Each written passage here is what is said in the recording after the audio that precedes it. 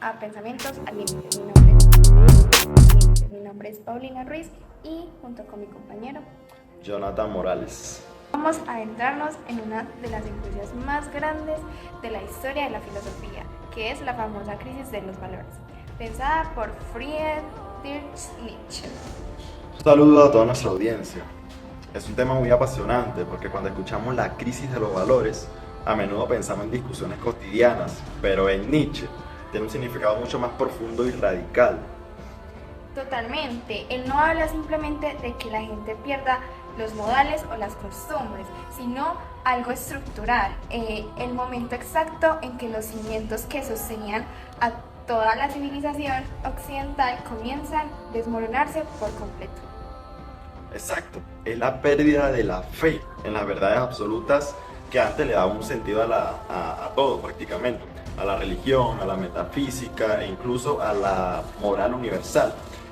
Es la antesala de lo que él acuñó como el nihilismo. Es abismo, donde de repente la existencia parece quedarse sin un para qué. Bueno, para entender un poquito más sobre esto tenemos que indagar quién era este hombre, o sea, Friedrich Nietzsche. Friedrich Nietzsche nace en Alemania en 1844 y fallece en 1900.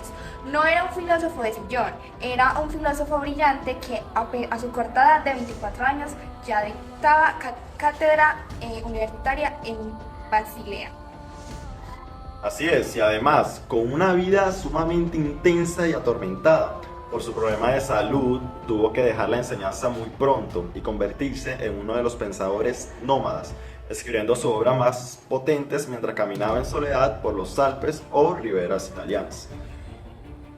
Eso influyó muchísimo en su perspectiva, pero además, el siglo XIX está efervescente, se vivía la plena revolución industrial, la fe desmedida en el progreso científico y un proceso acelerado de secularización en Europa.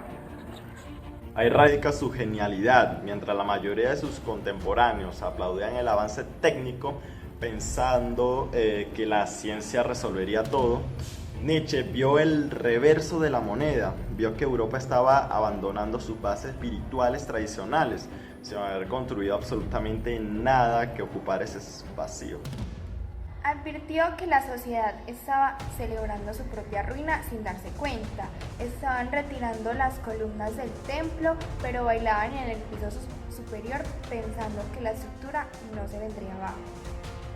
Esa metáfora del templo es perfecta para introducir su frase más famosa y peor comprendida: Dios ha muerto.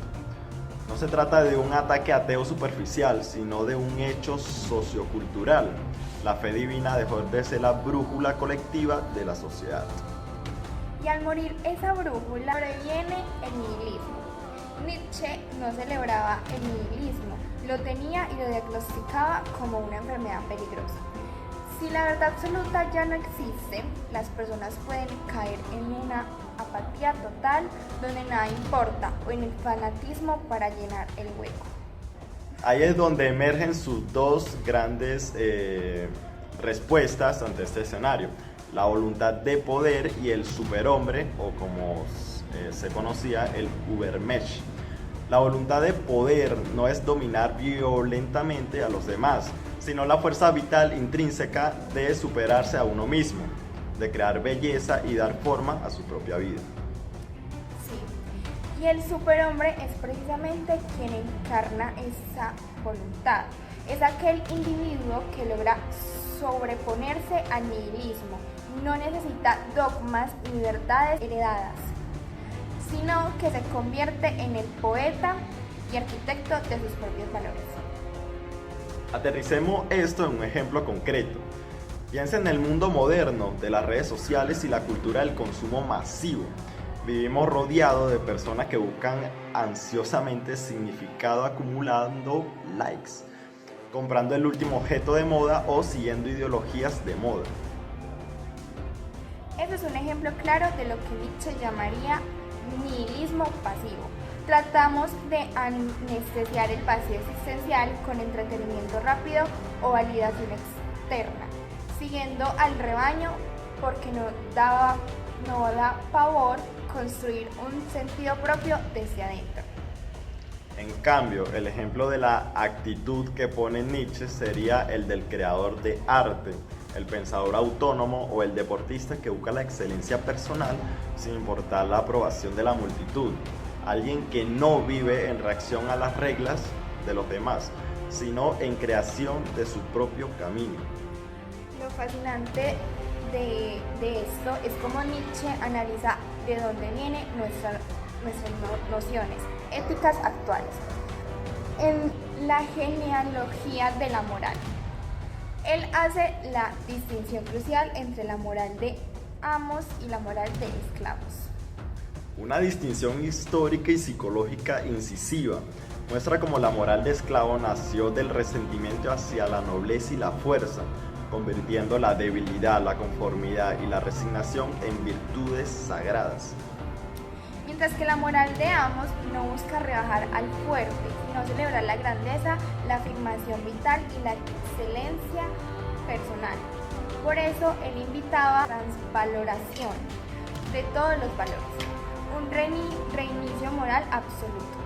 Y ahí cobraba el sentido de su concepto de amor fati.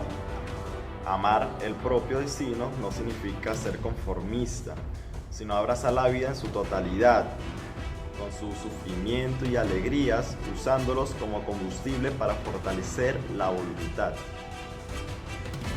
Como vemos, la filosofía de Nietzsche no era un nihilismo destructivo, sin salida, sino un desafío urgente a la responsabilidad humana. Nos deja ante una encrucijada inevitable. Cuando caen los dogmas externos, la crisis de valores puede aplastarnos en apatía o convertirse en la mayor oportunidad para conquistar nuestra verdadera libertad. Esa es la pregunta que nos queda resonando. ¿Tenemos la valentía de definir nuestros propios principios o seguiremos buscando que alguien más nos dicte cómo vivir? Una reflexión fundamental para llevar con nosotros. Un gusto como siempre compartir esta charla contigo y nos vemos en el próximo capítulo. Igualmente, Jonah, y a todos nuestros oyentes, gracias por acompañarnos en este viaje.